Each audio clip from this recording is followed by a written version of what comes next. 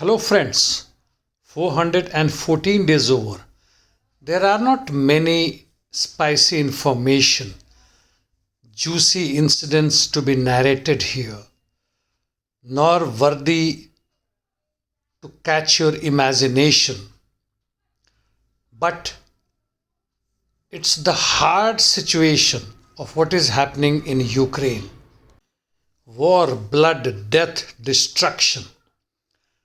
The only people who are interested in this are those who are selling arms ammunitions, part of services in information warfare and psychological operations, and those who are testing their weapons against each other in Ukraine and against Russia.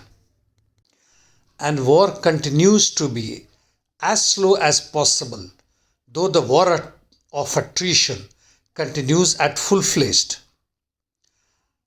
To see some concrete examples what is happening in this war, from south, once again there nothing is special, and in north, towards Kreminna direction, the south of it, in forest areas, the Russian forces are making some gains continuously.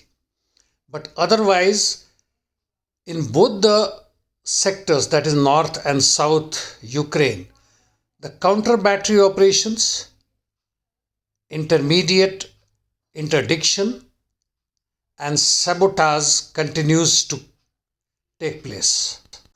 The only progress, if there is any, seem to be in East Ukraine.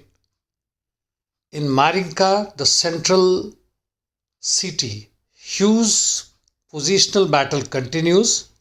In Avdiivka, northwest and southwest, Russians are trying to make gains, but very minor ones.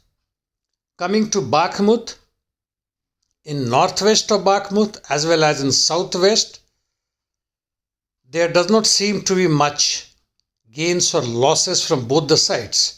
Yes, Ukrainians too are, wherever possible, getting into counterattacks, but localized in nature, not the major ones, basically to keep the Russians away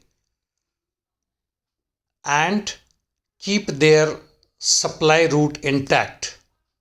As far as Bakhmut center is concerned, there are some gains for the Russians as well as Wagners, but not major ones. 80% of Bakhmut has fallen, and the Ukrainians' defense has become weak and weaker. Nonetheless, Bakhmut holds, and that is the general scenario of the war, a very boring one at present, but equally dangerous, where hundreds and tens of hundreds of soldiers are dying every day. In all this chaotic and bloody situation, as per journalist Seymour Hersh, Zelensky and his entourage embezzled $400 million from funds given to Ukraine for purchase of diesel. Well, that happens, and if he's caught, he will say he did it for the people of Ukraine, for the democracy of Ukraine. Well, that's all for the day, friends. Thank you. See you tomorrow.